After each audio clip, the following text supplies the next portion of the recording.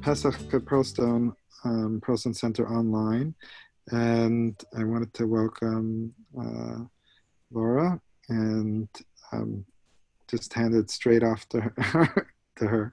Thank you so much for the wonderful session yesterday, and thank you for another one. And it was really engaging and looking forward to it. And I heard really good things. So thank you so much. Great. All right, wonderful. I'm going to start with an introduction, and then I'm going to share my screen because I have a source sheet that we will draw upon. You are now co-host. Okay. Oh, great. Okay. So there we go. For everyone, there's a chat. And so if you want to put questions into the chat as well, you can do that. Okay. So I'm going to start by framing the issue. And I'm sure this is not a new issue to any of you. The fact that the headlines in the Jewish world are screaming that Israel and American Jews are having a messy divorce and that the love is lost and things are not good. And, well, you know, oh, good. Sachi put in the chat box the Google Doc so that you can take a look at it if you want, or I've also shared it on my screen. That American Jews are feeling more and more disconnected from Israel, and that Israeli Jews also are lacking an understanding of American Jews. And that this partnership that has been going on for so many decades, even before Israel was founded, is perhaps in jeopardy. And of course, the dangers of that jeopardy are very, very evident to anyone who's passionate about Jewish identity and about Israel. The concern is enormous. First of all, because we are one Jewish people. And second of all, because so much of our American Jewish identity is and has been historically wrapped up in our Zionist identity and our connection to Israel. We all know, I know all of us in this group here, and I know how much each of us has gained from our own personal attachments to Israel, and how much we want our children and grandchildren to have those attachments as well. And likewise, as I can just speak for myself as an American Jew, we worry about the safety of Israel if the American Jewish community is no longer advocating the way it once did for Israel because of some kind of diminution of the connection between the two groups. So that's very, very terrifying.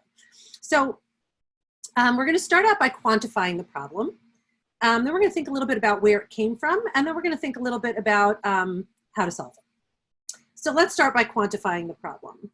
So these statistics that I have here up on the screen are from the Pew Research Center study of the American Jewish community in 2013. I'm sure you're familiar with the study. It's the most recent study that's been done. The Jewish population, the American Jewish community tends to study itself about every 10 years. There was a study done in 2000, and then it didn't make it until 2013 because they switched. It used to be a Jewish organization that did it called the National Jewish Population Survey, and then they switched to Pew, and Pew got it out in 2013. I think Pew is doing it again now, so we will have another study coming out shortly. But this is the most recent kind of entire U.S. American Jewry study. There have been some smaller studies that I'll get into later, but this is the most recent one we have that kind of gives an overview of all of American Judaism. So if you look at the question about emotional attachment to Israel, that number looks pretty good. 69% of American Jews report feeling either very attached or somewhat attached to Israel. But I want you to look at the ages there. We have 61% of Jews ages 18 to 49, 77% of Jews age 50 plus, 91% of Orthodox Jews, 88% of conservative Jews, 70% of Reform Jews, and 49% of Jews of no denomination. So we see two demographic issues coming out there. Issue number one is age seems to matter quite a bit. The younger you are, the lower your attachment is. This is already years ago. This is 7 years ago already. So we also, the picture might even be worse now. And we also see that your religious affiliation makes a difference. Conservative and Orthodox Jews have a very, very high connection to Israel, but Reform Jews and Jews of no denomination, Reform Jews is still quite high, but Jews of no denomination we're at the under 50% mark. And this is not very attached. This is very attached or somewhat attached. Caring about Israel. 43% of American Jews view caring about Israel as an essential part of being Jewish. And additionally, 4% view it as important but not essential. So that's, again, a very high number. We've got 87% there, that it's either essential or important but not essential. But again, look at the numbers when you look at the ages. Essential part of being Jewish goes down to 35% for Jews 18 to 49. Essential. 49% of Jews age 50 plus, 55% of Orthodox Jews, 58% of conservative Jews, it's even higher, 42% of Reform Jews, and only 31% of Jews of no denomination. So again, we see that same issue playing out there. So there's a great deal of concern that, Jewish demographers and Jewish communal leaders look at those statistics, and fear and trepidation strikes in their heart. I can tell you, as someone who works the American Jewish Committee, this is an issue that is very much on the front burner at AJC, and we'll talk a little bit at the end about what AJC is doing. We have a task force in Israel Diaspora Relations, and we're actually working very actively on a number of projects that we hope will help. But this is something that is very much a front burner conversation for American Jewish communal leaders. Okay, so what happened? How did we get to this point? First of all, I think that we need to understand a few kind of major issues that underlie this divide. The first thing is that the breakdown of the crisis narrative. What is crisis narrative? The crisis narrative is this idea that, oh my God, if something happens, we need someplace to go, right? And that is a narrative that I grew up with, and certainly anyone older, I'm 51, anyone older than I am certainly grew up with that narrative. We need a place to run, right? When I was a child, Holocaust survivors were very young. Some of you were, when you were children, the Holocaust might still have been going on even. So we grew up thinking about Israel as a safety hatch for us, so to speak.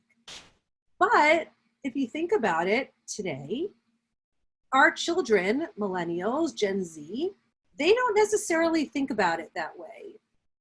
Yes, anti-Semitism has had an uptick in America, but I don't think any of our children and grandchildren feel unsafe in America. Neither should they feel unsafe.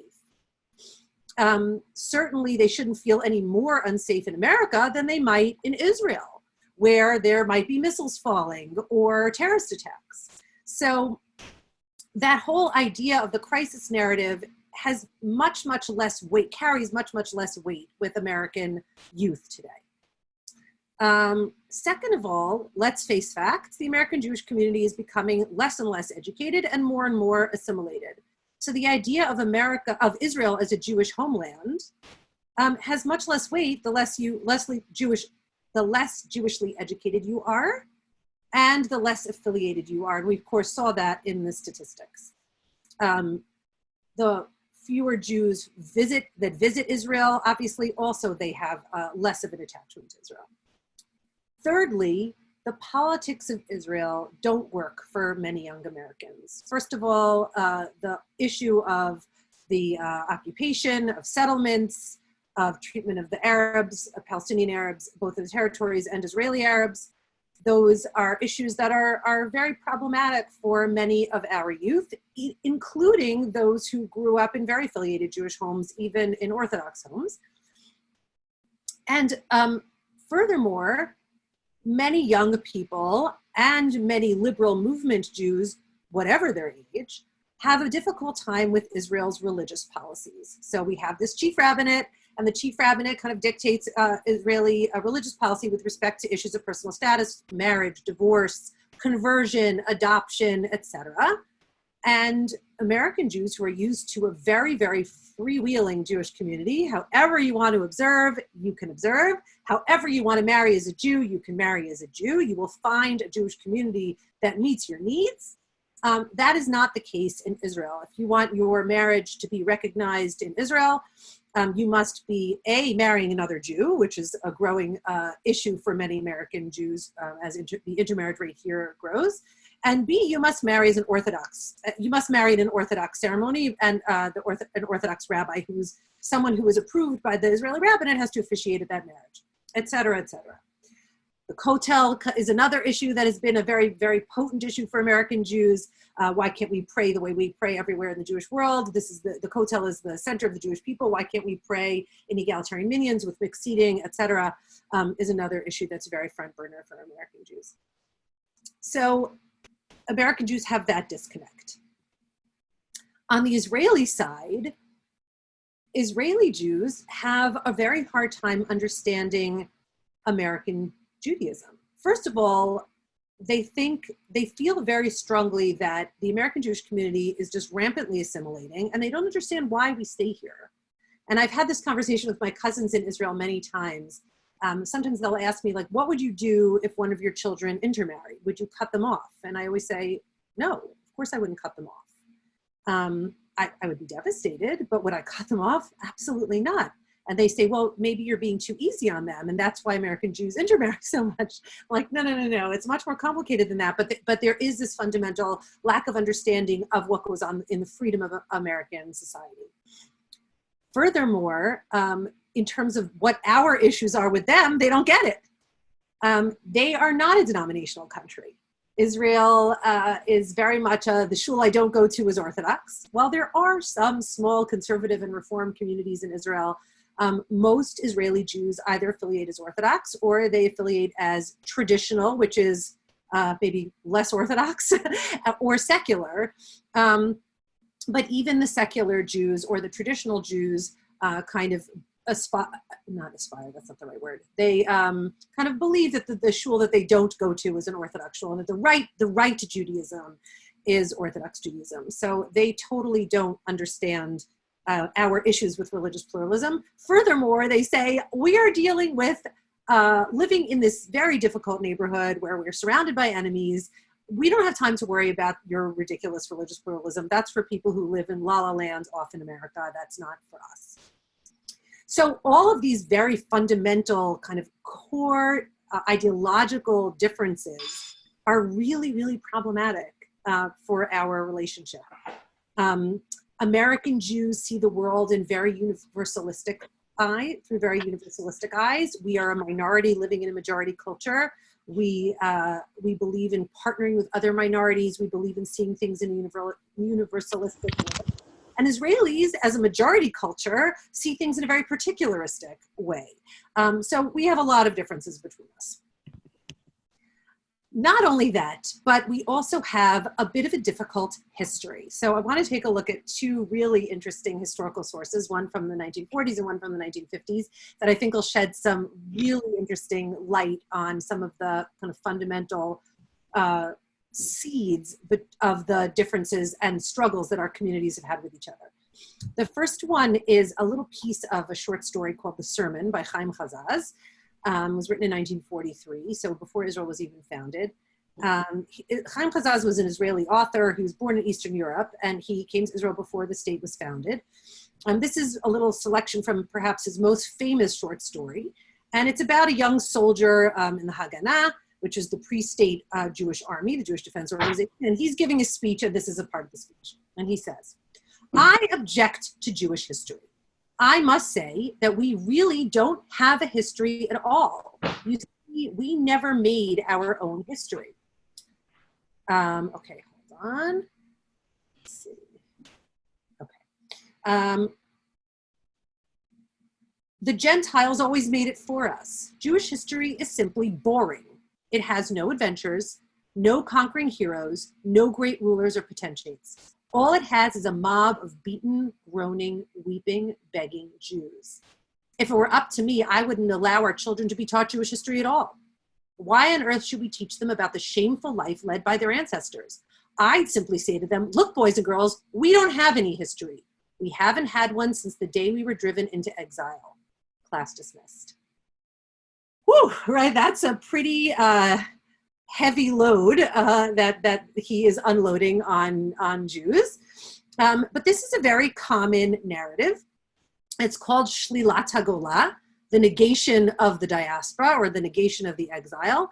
And this was a Zionist ideology that still plays out a little bit today, that the diaspora was simply exile. It was the negation of identity. It was the negation of being a people. Nothing happened between 70 CE and 1881, when the Jews returned to Zion. Everything in the middle is irrelevant and was simply an era of being discriminated against and tortured. Only in Israel, where Jews were in charge of their own destiny, could Jewish history really be recognized. And I have to say, I grew up very much with this ideology. I think that others in my generation would agree with me about this. That, I remember when I would learn in my day school, I went to Jewish day school and to Camp Ramah and to USY and all the Jewish organizations that I was involved in as a child, we would hear over and over again that you want to be a part, if you want to be an actor on the stage of Jewish history, the place to do that is Israel. If you want to be an observer, a passive person in Jewish history, then you should stay in the diaspora. So, I mean, I can tell you as an American Jew, I profoundly disagree with this ideology of Shlilat HaGola. I do not at all believe that that we as Jews living in the diaspora have nothing to say about Jewish history. In fact, much of Jewish history, including the founding of Zionism itself, took place in the diaspora. So to argue that diaspora has nothing to offer Jewish history is ridiculous. I think that most Jews in Israel and in America today would agree. But there is still this idea in Israeli society that the diaspora is, it's not real. And Jews really, really should make Aliyah. They really should come to Israel. And the only place to live a truly full Jewish life is Israel. Jacob Blaustein, who was the president of AJC, and David Ben-Gurion in 1950, shortly after the State of Israel was founded, had a very kind of difficult exchange on this topic that I have as my next source here. This is Jacob Blaustein speaking to David Ben-Gurion. And he says, the American Jewish Committee has been active, as have other Jewish organizations in the United States, in rendering within the framework of their American citizenship every possible support. Hold on. Okay, I'm just checking the chat box. Okay. Every possible support to Israel, and I'm sure that this support will continue, and we'll do everything we can to increase further our share in the great historic task of helping Israel to solve its problems and develop as a free, independent, and flourishing democracy. So yes, Americans, we are here to support Israel. But, he says, we must, in a true spirit of friendliness, sound a note of caution to Israel and its leaders. Now that the birth pains are over, and even though Israel is undergoing growing pains, it must recognize that the matter of goodwill between its citizens and those of other countries is a two-way street.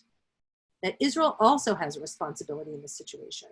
A responsibility in terms of not affecting adversely the sensibilities of Jews who are citizens of other states by what it says or does. In other words, Israel, when you speak, know that you're affecting Jews of the diaspora. In this connection, you are realists and want facts, and I would be less than frank if I did not point out to you that American Jews vigorously repudiate any suggestion or implication that they are in exile. American Jews, young and old, Zionists and non-Zionists alike, are profoundly attached to America. America welcomed their immigrant parents in their need. Under America's free institutions, they and their children have achieved that freedom and sense of security unknown for long centuries of travail.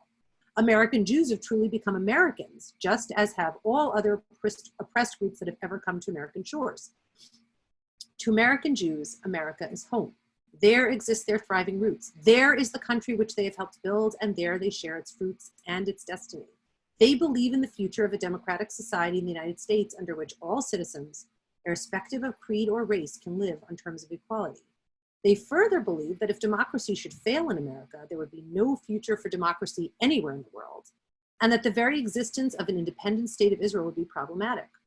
Further, they feel that a world in which it would be possible for Jews to be driven by persecution from America would not be a world safe for Israel either. Indeed, it is hard to conceive how it would be a world safe for any human being. So Jacob Blaustein is saying a bunch of things. First of all, he's saying, A, we love America. Don't tell us that we're not living a real Jewish life here. We're not in exile. We're happy here. America took us in when we needed her to. Of course, he's saying this in 1950, right after America didn't take a lot of Jews in during the Holocaust, but okay. And not only that, but if democracy fails in America, and he's saying that the Jews are part of the process of keeping democracy healthy and vibrant in America, if democracy fails in America, it's not going to survive in Israel either. In other words, Israel needs America, and therefore it's important that Jews remain in America to make sure that America stays friends of Israel. So this relationship, this kind of disagreement about which is the center of the world Jewry, and kind of what emphasis should be placed on Israel and what emphasis should be placed on the diaspora, goes all the way back to the founding of the state. This conflict, as I said earlier, has not gone away. This is Ruth Weiss in 2007 in her book, Jews in Power. The Jewish diaspora is one of history's boldest political experiments, an experiment as novel as the idea of monotheism itself and inconceivable without it. Jews did not consciously plan to continue their national life outside the land of Israel. Neither until modern times did any of them develop an ideology committed to stateless existence. Yet, to live abroad meant to thrive as a nation without three staples of nationhood: land, a central government, and a means of self-defense. So Ruth Weiss, who's a famous Harvard professor, conservative thinker, is saying that the diaspora is intrinsically valuable in and of itself. And the fact that Jews were able to thrive as a nation without a land, without a central government, and without an army is not only miraculous, but worthy of ongoing acclaim. On the other hand, Aleph Bet Yoshua, at the same exact time, right, 2006, 2007, Aleph Bet Yoshua said this actually at AJC's Global Forum that year. He gave a very controversial speech that was really created a storm of controversy in Israel and in America, called Americans, unlike Israelis, are only partial Jews. And here's a line from it: "They are partial Jews," meaning American Jews, "while I am a complete Jew. In no way are we the same thing. We are total and they are partial. We are Israeli and also Jewish." You can imagine the firestorm that rained down upon his head from American Jewry when he said it. And many Israelis, either quietly or vocally, said, actually, he's right. Those American Jews, they doth protest too much, right? They are going on and on about how their diaspora Jewish identity is so great, but look at them. They're assimilating at unbelievably high rates. They're intermarrying at unbelievably high rates. Do they really think that their Jewish identity is equivalent to an Israeli Jewish identity? Really? So we see this very painful division between the two groups.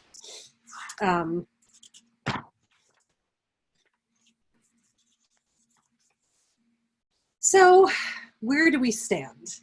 We stand in this kind of moment where we're looking across the Atlantic at each other, and we're dealing with some serious issues, some serious disagreements, some serious differences in philosophy, in emphasis, in outlook,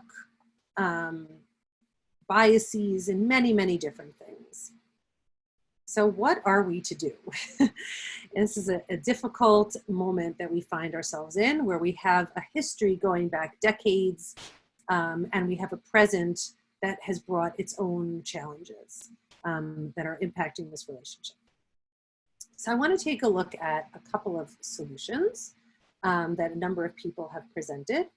And then I want to look at perhaps open it up to you and hear what you all have to say about where you think we are with this, and if you have suggestions, and then I'll tell you a little bit about what AJC has been working on as well. Okay, so this is an article, this is a piece of an op-ed piece that Yehuda Kurtzer wrote in Haaretz, which is an Israeli newspaper. It was published in their English language edition, which is primarily a diaspora newspaper, but it's published in Israel. And this is from 2015. Yehuda Kurtzer, if you don't know, is, aside from my neighbor who has apparently no power right now because a tree fell on his street, is the president of Shalom Hartman Institute of North America. And he wrote, The insistence that diaspora Judaism, or at least some of its forms, is completely failing, even while it continues to survive and evolve, is merely a masked polemic by people who ideologically oppose its core claims. Okay, so he's coming out very much in favor that diaspora Judaism is not only surviving, but thriving and has value.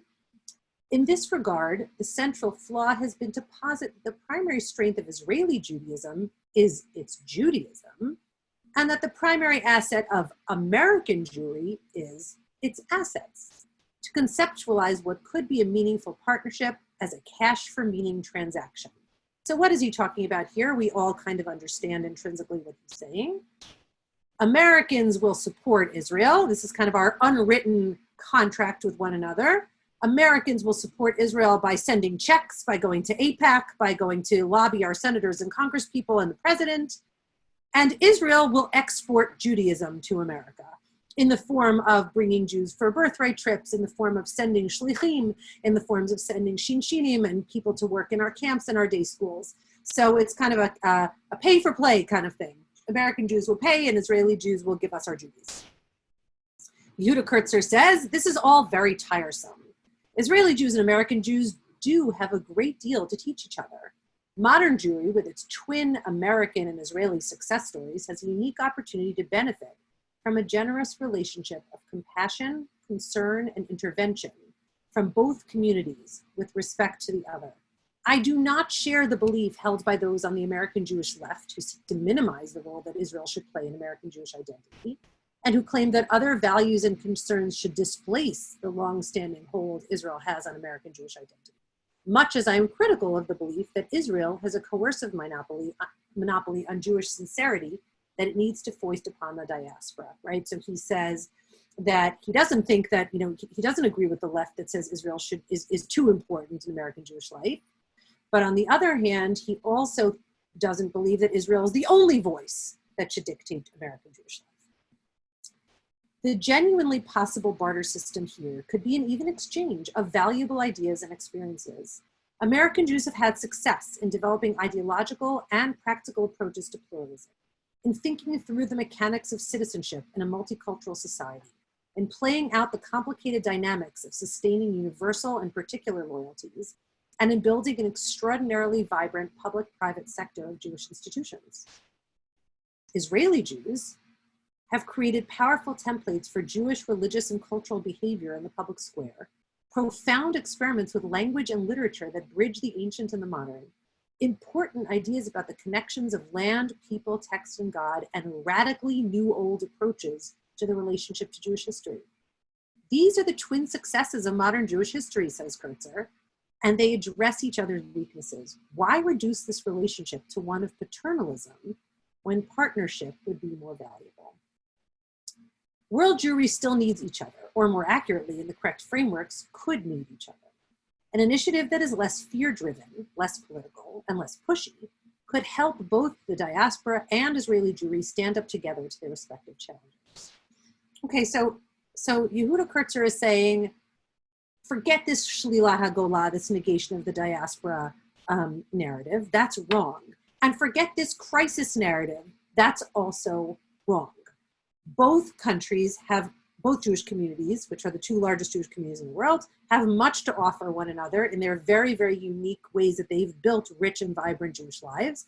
And that's the way we have to interact as equals, who each have what to offer each other, not just a pay for play, not just a crisis narrative, not just a negation of the diaspora. Danny Gordis. Nothing but the muddy messiness of a genuine relationship is going to work. The world's two largest Jewish communities need to calibrate their expectations of each other. So Yehuda Kurtzer is kind of like very idealistic and thinking in a very lofty sense of what this relationship could look like. Danny Gordis is going to be very, very practical. Given how different the two communities have become, neither will ever be the idealized partner each might have once imagined or hoped for. But recognizing the fracture in this relationship, if it leads us to learn what animates the other, may be key to making progress and the beginning of a long overdue process of healing. Sometimes, as Leonard Cohen wrote in his song, Anthem, what is broken is actually key to healing. There's a crack in everything, that's how the light gets in. okay, not quite as pie in the sky, not quite as idealistic as Yehuda Kurtzer, very practical. Our relationship is broken. Maybe we can't have this kind of idealized relationship that we once thought that we have, but maybe if we are kind of realistic and we recognize the flaws in our relationship and the flaws that we see in each other, and that maybe we should be better at seeing in ourselves, maybe we can get past it. So I kind of think that both of those solutions are lovely on paper. They don't really say what we should do. They're templates for ideologies of how we might address the divide between the two communities, but they're not tachlis. They're not program oriented. Like, what might we actually do to heal this rift? What programs might we implement? What policies might we implement? What could we actually accomplish by doing some tachlis things? So that brings me to number 5, changing the discourse, and I'm going to speak a little bit about what else AJC is working on, and then I'd love to hear from all of you. AJC did a study actually in 2019. They surveyed the American, Israeli, and French Jewish populations. I think that France is the 3rd largest Jewish population in the world. I think it's bigger than Canada's. I'm not sure, but certainly it's one of the biggest diaspora Jewish communities. And here are 2 takeaways from that study. So this is just last year in 2019. Israel's importance to the Jewish people. Just how central is Israel to the long-term future of the Jewish people? Very, say, a majority of Jews in the US, France, and Israel. 91% of Israeli Jews believe a thriving state of Israel is vital for the community's long-term future, compared to 72% of American Jews and 53% of French Jews. Meanwhile, 62% of American Jews and 59% of French Jews strongly or somewhat agree that caring about Israel is an important part of being a Jew. I mean, those numbers to me seem a little bit terrifying, and they seem that they're worse than the Pew study a few years before. But okay, hope for stronger Israel-diaspora relations. This one is perhaps a little more hopeful. Across the board, Jews in all 3 countries believe a thriving Jewish diaspora is vital for the long-term future of the Jewish people. 74% of Israeli Jews, 65% of American Jews, and 51% of French Jews agree. Interestingly, the age group that felt the most strongly about the importance of a thriving diaspora was Israeli Jews between the ages of 18 and 34. So to me, there's like a little beacon of hope there. We're still in the majority that people see Israel as centrally important to the Jewish people. And interestingly, we see that the younger generation of Israelis is growing in their belief that the diaspora is important. So maybe there are some seeds of hope there. In our task force at AJC, for our task force on Israel diaspora relations, we've been thinking through a number of possible ways to work on the relationship, and we're not alone. There are other Jewish organizations that are doing that as well. One of the ways that we are thinking of is through education. We find that not only are American Jews woefully undereducated about Israel, but of course, Israeli Jews are even more woefully undereducated about American Jewry. At least, you know, the American Jewish community does try to teach about Israel in our day schools, our camps, our Hebrew schools, our synagogues. Education about Israel is a front burner issue, very much on the table of Jewish educators. Studying the American Jewish community or the diaspora Jewish community is definitely not on the front burner of the Israeli Jewish community. So in the past, AJC had actually organized a very successful seminar to train American professors to teach courses about Israel in American universities. Today, we are trying to open another seminar. This would be a partnership with Brandeis University, with Jonathan Sarna there would be the person who is running it, to train Israeli professors to teach courses about American Jewry. And that would be a co-AJC and Brandeis University seminar, and we would start sometime in the next year to 2. And we're hoping that that's going to take off. Of course, coronavirus has put everything on the back burner, but we'll see what happens with that. We've also started a process of millennial like coffee clutch exchange groups between Israeli and American Jews through our young adult population involved with AJC, both in Israel and in America. We also want to create affinity groups, like have young people involved in the tech industry meet with each other and speak with each other, have young people involved in the law industry engage with each other, journalists, diplomats, educators, rabbis, all different groups, to be able to connect with one another across the diaspora-Israel divide, because when they have some other commonality, that will help them bridge the gap between Israel and America. And of course, we're also planning all kinds of educational programs on the American side as well, including a podcast, including all kinds of like very newfangled social media things that I don't really understand, but fine. Instagram tapping stories and all sorts of things that our young staff is working on. And we believe that both through education and through personal connection, that we're going to try to, at least in some small way, help to bridge this gap that is very, very prominent and very palpable, but also not insurmountable, I believe. So that brings me to what I'm going to just give a little brief conclusion. And then I really would love to hear from all of you if you have thoughts, questions, ideas about this topic.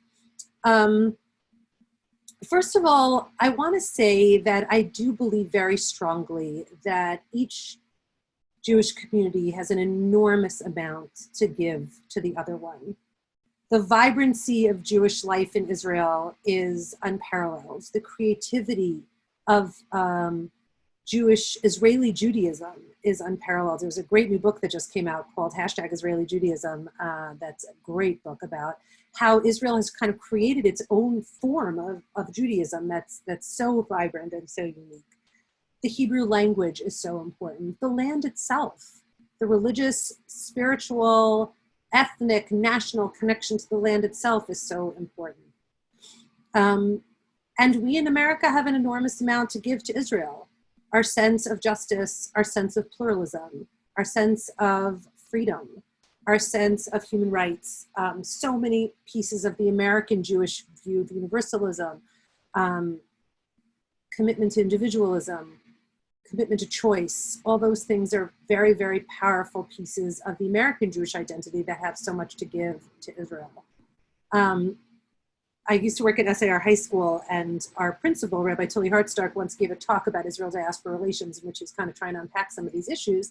And the image he used, which I think is a very useful one, is that of binocular vision. So if you think about your two eyes, if you don't have vision in one of your eyes, you can still see. You can still drive, you can still read, you can still see. What you lose is a certain degree of depth perception. You don't see as well. You still can see enough to do what you need to do, but you lose a certain depth. You lose a certain breadth of vision. And he says that we really need both eyes to look into the Jewish future. We need the Israeli Jewish eye, and we need the diaspora Jewish eye. And without both of those eyes, we can go into the future, but our vision is not going to be as deep. It's not going to be as profound. And I think that that's a very apt metaphor. I think we have to acknowledge what's broken between the two communities. I think we have to own it. I think that without owning it and without kind of allowing ourselves to feel what's broken, we can't move on from it. And I also think at the same time, we have to see that our destiny is very much shared, that the American Jewish community and the Israeli Jewish community have one Jewish future. They're Jewish futures in two different lands, but it's one Jewish future. And that as long as we remember that and we keep that as our central focus, hopefully we'll be able to work together into a future that we can share that perhaps will get past some of these issues that have caused such difficulties in the past couple of decades.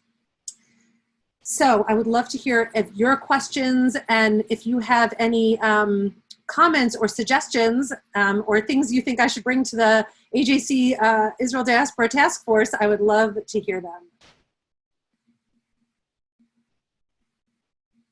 I think everybody's on. Go ahead. Yeah, hi, Laura. It's wonderful to be in your class and learning from you again. And I think everything that you've presented is wonderful background information and great historical perspective. But but we in this country, around the world, we're all dealing with a new reality, which is Corona, and what's life in post-Corona going to look like.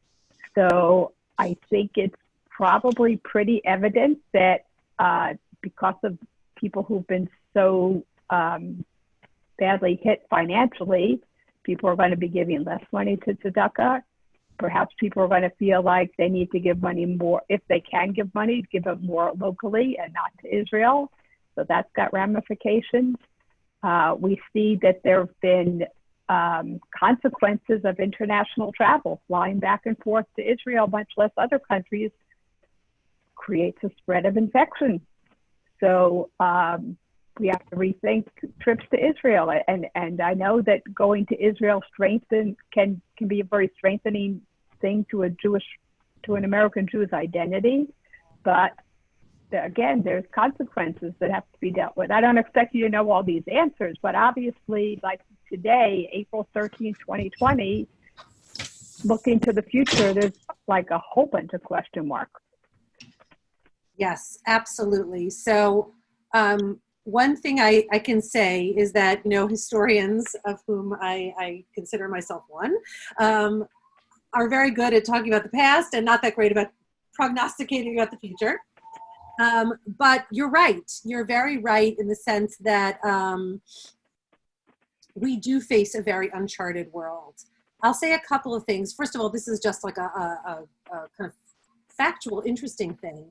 The amount of money that American Jews give Israel is actually quite small in Israel's overall budget, very small. It's no longer the critical kind of mass of money that Israel once needed. Israel is an incredibly successful economy and is quite a wealthy country. So not to mention the fact that of course, it's a drop in the bucket compared to what the American government gives to Israel. Whether that will stay safe is anybody's bet, coronavirus or no coronavirus, but at least it has through Democratic and Republican administrations thus far. So I'm less concerned about that financial piece that Israel is going to have trouble surviving without American Jewish charitable giving. In general, American Jewish charitable giving has been turning toward more local in the past couple of decades as Israel has become more and more successful and more wealthy. And second of all, given that Israel is so successful and quite wealthy, they don't really need our dollars the way they once did, which also contributes a little bit to the divide because, right, American Jews don't feel as needed as they once perhaps did. But I think that your points about international travel are very important. And not only that, but if you think about it, it goes two ways, right? Not only does this coronavirus impact American Jews' having their trips to Israel, birthright. My sister was supposed to take her family for my niece's bat mitzvah in March, and they didn't go. They went to the Virgin Islands instead. When are they going to go to Israel again? God willing, they'll go next year, but who knows? But it also impacts coming the other way, right? All those shlichim that were supposed to come to the camps this summer, will they come? Will there even be camp? Will there be camps? Right.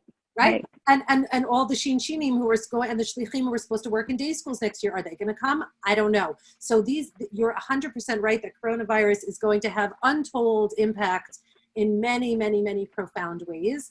I also think, though, that it is possible, if not probable, that it will also have a positive impact. I'll just give you a little kind of narrow view on one of them. I'm very close with my cousins in Israel. My mother's twin sister made Aliyah in 1968, and her 3 children are now married and have families of their own, and we're very, very close. Despite the fact that we're very close, we WhatsApp each other every once in a while, but we don't really get on a Zoom call. Since this coronavirus thing has happened, we're on Zoom with each other very frequently. And the children are on Zoom with each other frequently. So it's kind of spreading to the next generation as well. And I think that one thing that this virus has done for many of us, not just with respect to Israel and America, but in general, is it's made us realize the power and importance of the personal relationships that we have. I know that I've reached out to my college roommates all the time. All of a sudden, my high school friends and I are constantly texting with each other. The personal relationships that we have become very, very central to us. So perhaps a benefit of this coronavirus thing will be a retooling of our priorities and understanding that we do have to focus on what is truly and centrally important to us in ways that maybe we had forgotten about or had kind of let fall by the wayside a little bit in the past. But there's no question that this virus is going to affect us for a long, long time,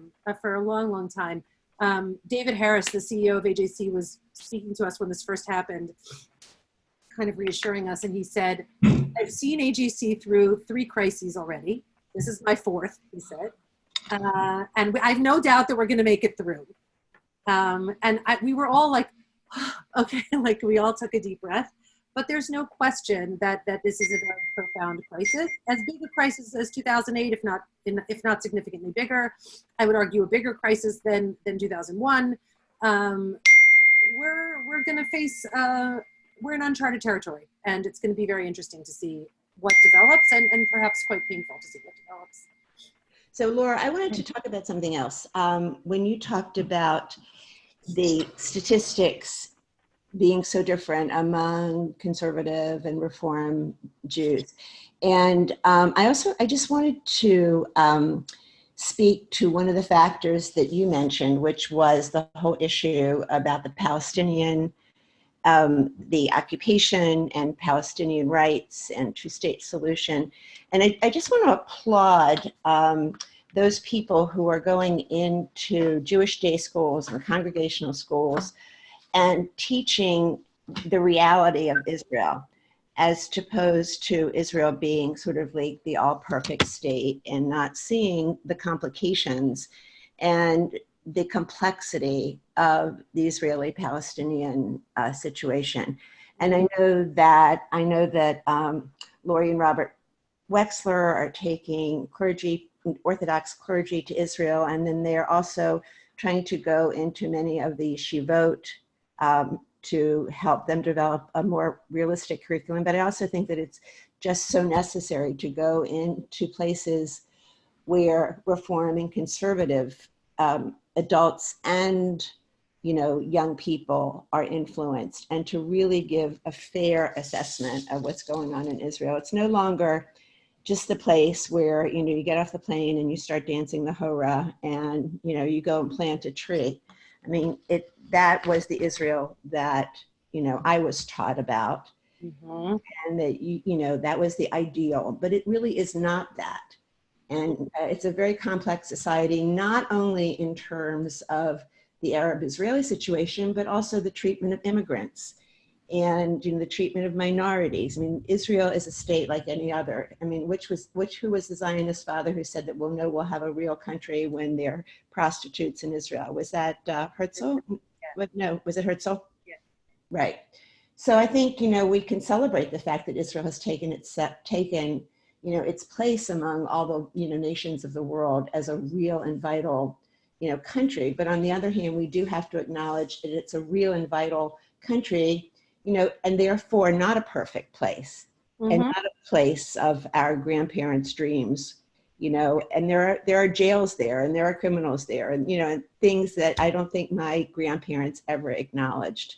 Mm-hmm. I think that that's so important, and I'm so glad that you raised it. This is an issue that I've spent an enormous amount of time working on a more nuanced and thoughtful Israel education. I spent a lot of time working on that at SAR, and now working on it at AJC as well. I love the way the Israeli government has an organization called Makom that's a part of the Jewish agency, and it's an Israel Education Institute.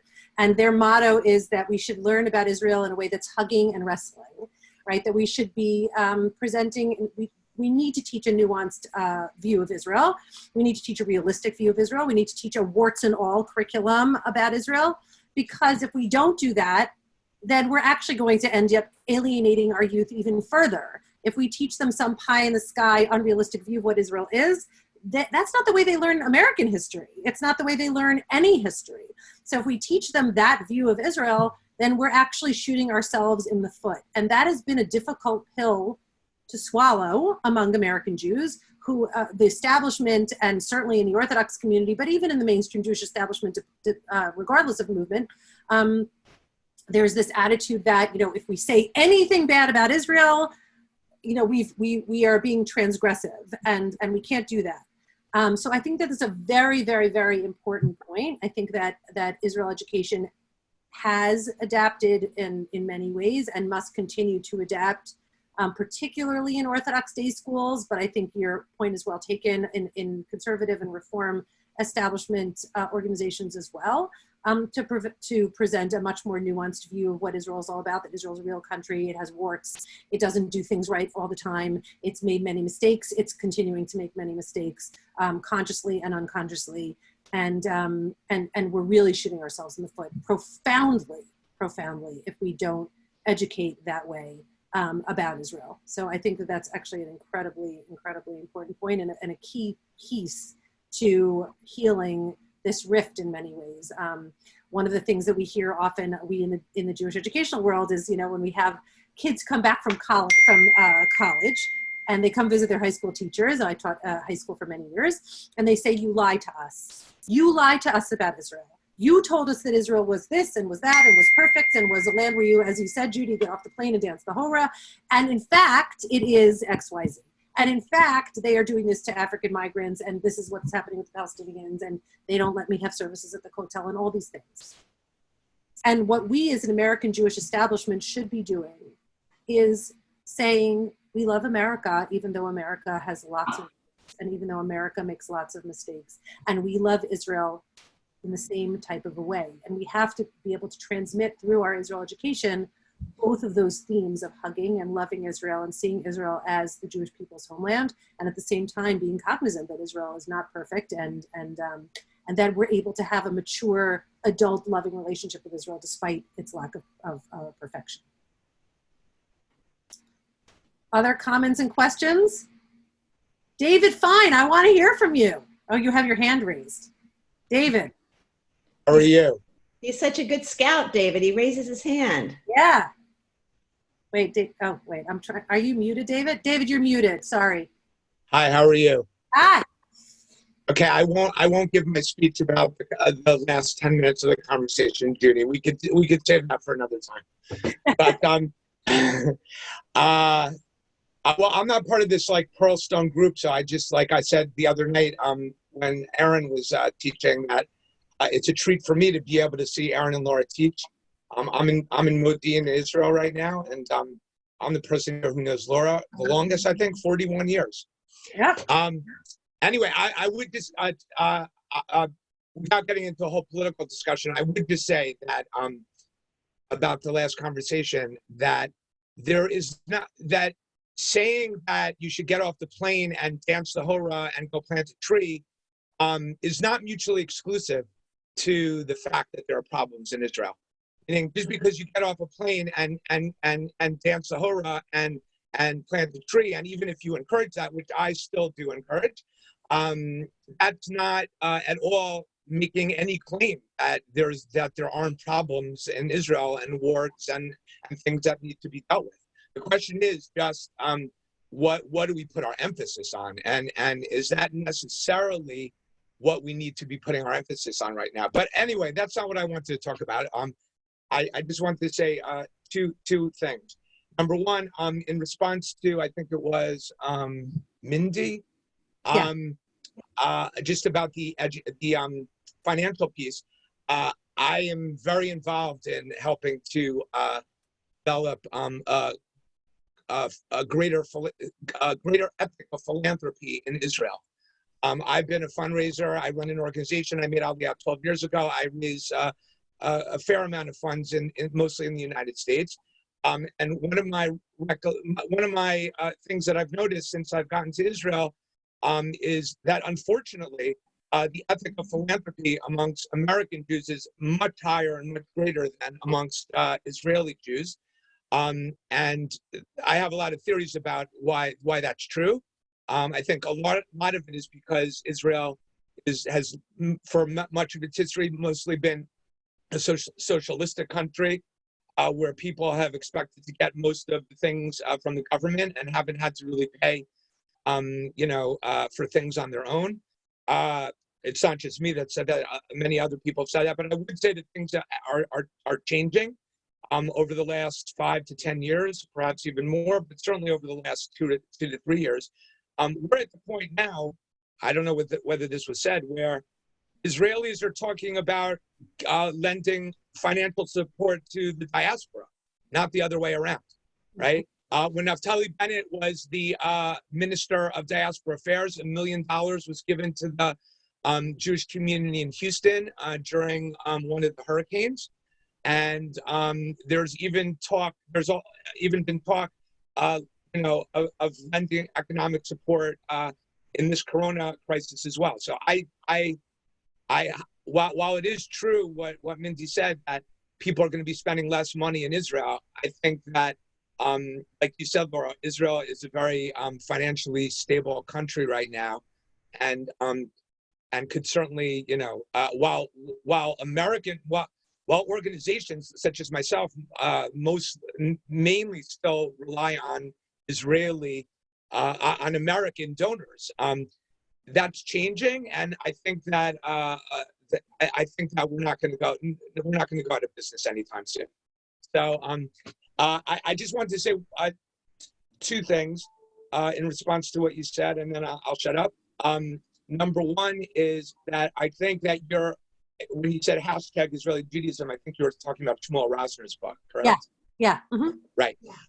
So I think that is, I read it in Hebrew before it came out in English.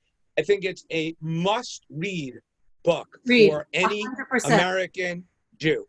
Yep. And I'll tell you just some of my own experience. I'm an Orthodox rabbi, and I run an Orthodox rabbinic organization called Barkai, which trains Israeli rabbis in practical rabbinics. And we are very, very tied into the modern Orthodox community in America, where I served as a rabbi for 10 years before I made Aliyah. And I'll tell you that I was an American rabbi. I was a rabbi in America who came to Israel 3 to 4 times a year, spent a month here in the summer. The last 3 years I was in America at the Hartman Institute. And I was under the impression that I really understood Israeli society. And it was only when I got to Israel and became part of Israeli society that I realized that even though I thought I was so close to Israel, and in many ways I was, I had no clue about much of what was going on in American society. And I think that the Israeli Judaism piece is so foreign to almost all American Jews. And I think it's something that is developing here as we speak, and in some ways, it's, as strange as it sounds, is almost becoming like a different religion.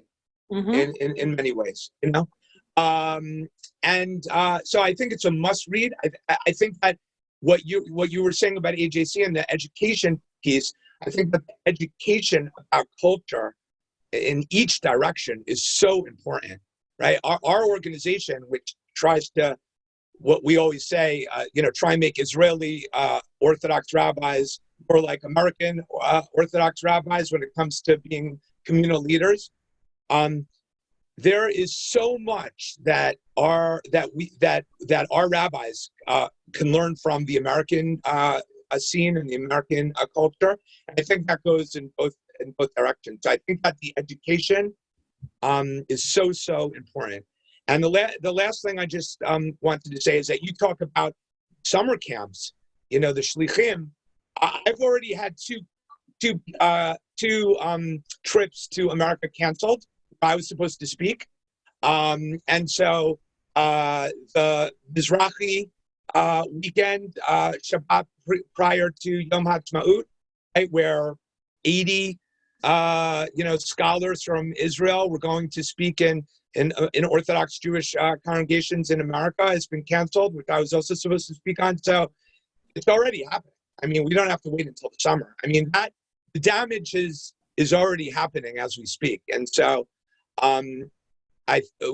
we ran a rabbinic exchange between Barkai and RCA, where we brought in 6 RCA rabbis in January to be scholars and residents in some of our Israeli rabbis' communities. We were supposed to go. I was supposed to lead a mission of these 6 rabbis to the RCA conference, and where they were supposed to be scholars and residents in North American communities in 2 weeks.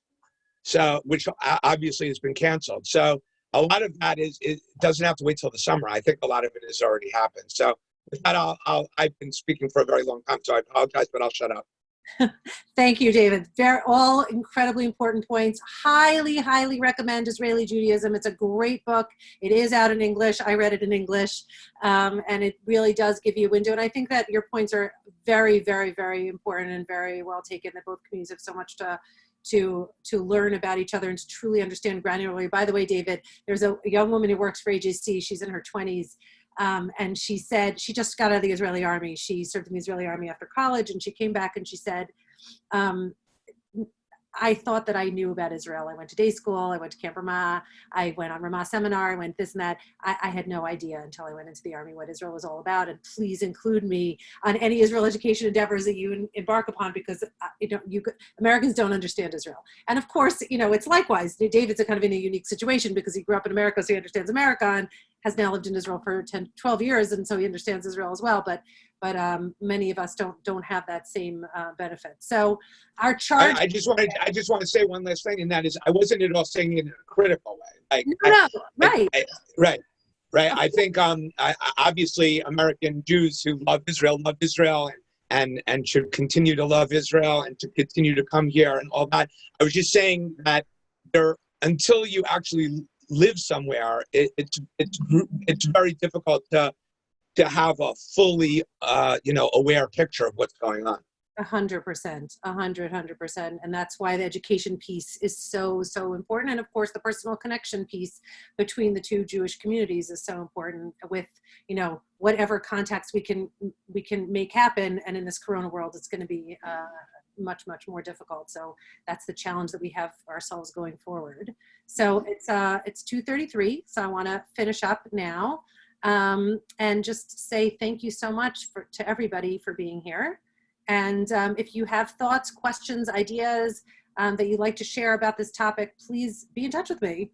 I would love to hear them. And I hope everybody has a peaceful and happy conclusion to Pesach. I know it's a very bizarre, strange year, but please God, next year, as I said in my post on Facebook about Pearlstone, if we're not in Yerushalayim, let me be with my baby goats next year, in peace at Pearlstone, and may we all, please God, come out of this incredible pandemic safe, healthy, and in financial health.